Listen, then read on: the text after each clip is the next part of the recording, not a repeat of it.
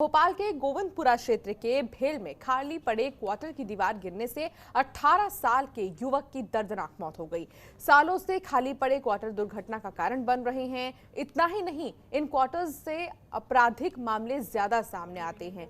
तो वहीं युवक की मौत के बाद आसपास के इलाके में डर का माहौल बना हुआ है। सूचना मिलते ही मौके पर पहुंची पुलिस ने शव को कब्जे में लेकर पोस्टमार्टम के लिए भेज दिया है और मामले की जांच में जुट गई है।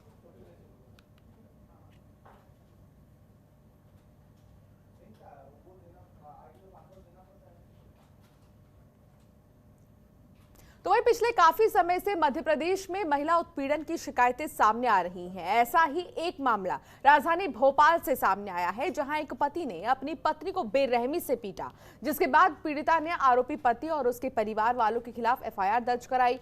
पीड़िता का कहना है कि उसकी शादी 12 साल पहले इनाम नाम के एक युवक से हुई थी और शादी के बाद से कई बार उसके पति ने पिटाई की है। इतना ही नहीं, पीड़िता ने साल 2016 में भी आरोपी पति के खिलाफ थाने में शिकायत दर्ज कराई थी, लेकिन बावजूद इसके आरोपी बाज नहीं आया और उसने एक बार फिर से महिला के साथ मारपीट की। तो वहीं अब महिला ने आरोपियों के खिलाफ सख्त कार्रवाई की मांग की है।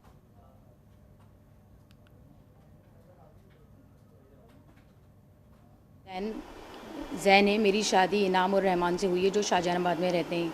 12 साल हो गए मेरी शादी को। शादी के बाद से ही किसी लड़कियों से उनका अफेयर चल रहा है, 4 बच्चों की माँ से, और उसके बाद उनके मुझ पे जुल्म ज़ातियाँ करते हैं, मारपीट करते रहते हैं आए दिन, और कहते हैं घर जाके पैसे लेकर आओ।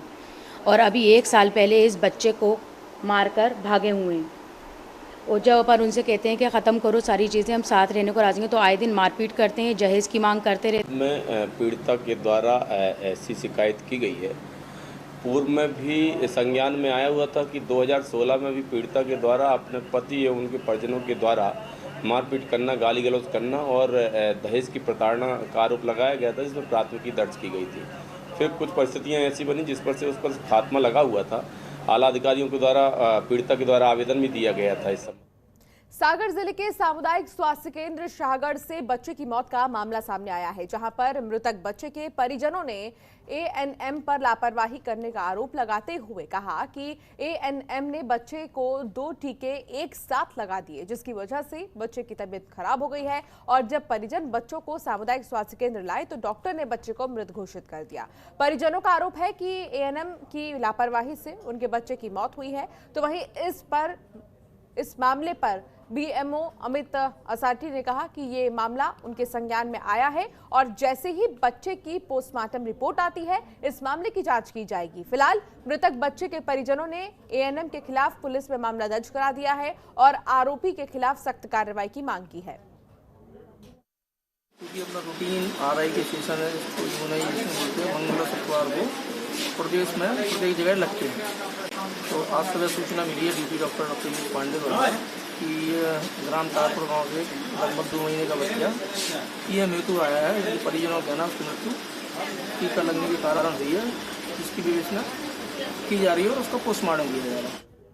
तो वही छतरपुर जिले के ईशानगर थाना क्षेत्र के बेरागढ़ धानासा नदी कुर्रा के पास रेलवे ट्रैक पर एक शव बरामद हुआ है, जिसकी सूचना स्थानीय लोगों ने पुलिस को दी है। मौके पर पहुंची पुलिस ने शव की पहचान ईशानगर थाना क्षेत्र के कुर्रा गांव के रहने वाले जीतू साहू के रूप में की है। परिजनों के मुताबिक युवक रात को घर नहीं लौटा था, जिसके बाद युवक का शव रेलवे पटरी पर मिला है। फिलहाल पुलिस ने युवक के शव का पोस्टमार्टम कराकर परिजनों को सौंप दिया है और मामले की जांच में जुट गई है।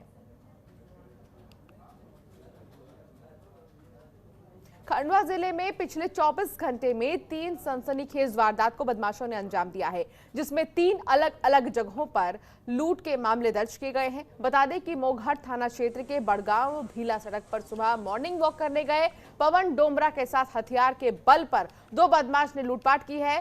फरियादी के अनुसार उसकी सोने की चेन और मोबाइल बदमाश लूट कर ले गए। तो वहीं दूसरी घटना छेगांव माखन के सोनूद गांव के रहने वाले महेश नाम के व्यक्ति के साथ हुई, जहां महेश अपनी पत्नी और बच्चे के साथ जा रहा था। इसी दौरान घात लगाए बदमाशों ने हथियार के बल पर मोबाइल और मंगलसूत्र को लेकर फरार हो गए।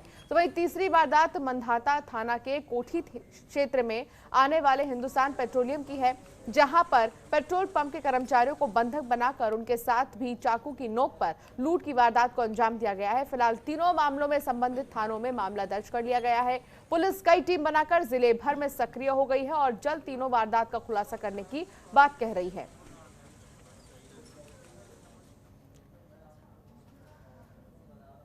इंदौर की राजेंद्र नगर पुलिस ने ऐसे आरोपी को पकड़ा है जिसने अपने भाइयों के साथ मिलकर पुलिस पर हमला किया था। बता दें कि जेल से पेरोल पर छूट कर आए बदमाश ने क्षेत्र में ही फिर से गुंडागर्दी और चोरी शुरू कर दी थी, जिसकी शिकायत क्षेत्र के लोगों ने राजेंद्र नगर पुलिस से की थी। तो वहीं जब पुलिस आरोपी को पकड़ने उसके घर पहुंची तो आरोपी और उसके 2 भाइयों ने पुलिस पर पत्थरों से हमला कर दिया, जिससे राजेंद्र नगर के सब इंस्पेक्टर सहित पुलिस के 2 जवान गंभीर रूप से घायल हो गए।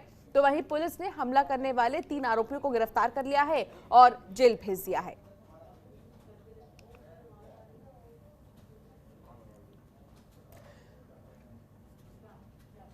रायसेन जिले के बेगमगंज तहसील के गांव भैंसवाई में देर रात 2 साल का तेंदुआ कुएं में गिर गया। जब सुबह ग्रामीण कुएं के पास गए तो देखा कि एक तेंदुआ कुएं में फंसा हुआ है। ग्रामीणों ने वन विभाग को सूचना दी। मौके पर पहुंची वन विभाग की टीम ने करीब 2 घंटे तक रेस्क्यू कर तेंदुए को कुएं से बाहर निकाला।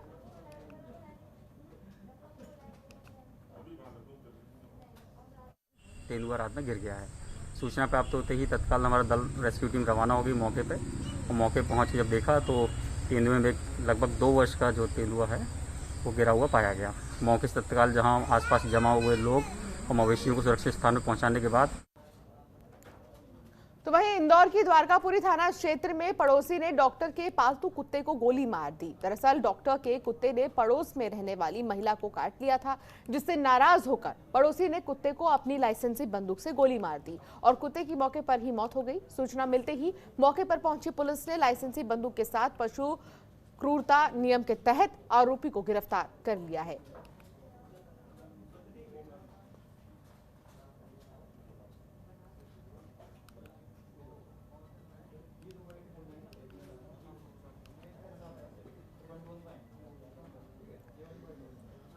तो वहीं मध्य प्रदेश के देवास जिले में दिन दहाड़े समीर राय नाम के युवक की गोली मारकर हत्या कर दी गई। जिस युवक की हत्या की गई वो खुद भी हत्या के एक मामले में आजीवन कारावास की सजा काट रहा था। बता दें कि कोरोना के चलते वो 2 महीने से जेल से बाहर पेरोल पर आया था। हत्या के बाद शहर में दहशत का माहौल है। तो वहीं हत्या की सूचना मिलते ही मौके पर पहुंची पुलिस ने शव को कब्जे में लेकर पोस्टमार्टम के लिए भेज दिया था, जिसके बाद पुलिस ने इस हत्याकांड में शामिल 4 आरोपियों को गिरफ्तार किया है। समीर की हत्या को उसके द्वारा साल 2013 में की गई रघुवंशी हत्याकांड से जोड़कर देखा जा रहा था। तो इस मामले पर देवास एसपी डॉक्टर शिव दयाल सिंह ने समीर राय हत्याकांड का खुलासा करते हुए बताया कि समीर की हत्या की राय से लिए गए कैमरे और आपसी विवाद के चलते की गई थी, जहां पुलिस ने कार्रवाई करते हुए 4 आरोपियों को गिरफ्तार कर लिया है।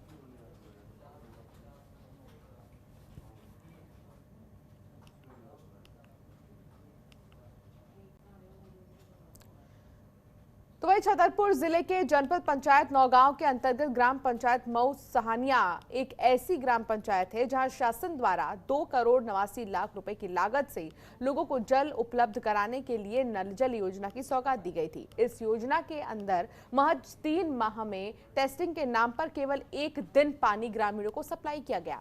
उसके बाद ग्रामीण इन नलों से पानी की आस लगाकर बैठे हुए हैं, लेकिन धरातल पर देखा जाए तो वास्तविकता कुछ और बयां कर रही है। शासन की इस महत्वाकांक्षी योजना की राशि का जमकर बंदरबाट होना साफ नजर आ रहा है। क्या समस्या है? हमारे मोहल्ला में 1 नंबर से 5 नंबर वार्ड में मोहल्ला में सबसे ज़्यादा पानी की विकराल समस्या है। 1 किलोमीटर जो यहाँ पे हम लोग परेशान होते हैं, कमों से जाते हैं 1 किलोमीटर दूर से लाते हैं पानी। हाँ, कंप्लेन आई थी जो ठेकेदार हैं, तो उनसे हमारी बात हुई थी, तो उन्होंने बस स्टैंड एरिया का सुधार दिया और शायद पानी भी आने लगा वहाँ पे। बाकी का आप जो कह रहे हैं तो हम उसको दिखवाते हैं। खबरों के निष्पक्ष विश्लेषण के लिए सब्सक्राइब करें Jantantra TV and press the bell icon. Never miss any update.